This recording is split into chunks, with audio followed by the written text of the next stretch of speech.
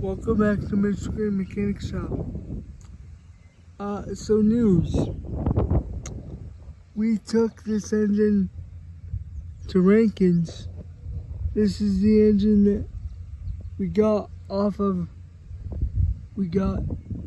I brought home from school. We took this engine to Rankins and they said that it's not missing any parts. Bad news. Can't start it unless it's on a mower deck or something. Good news, all I need is oil and air filter.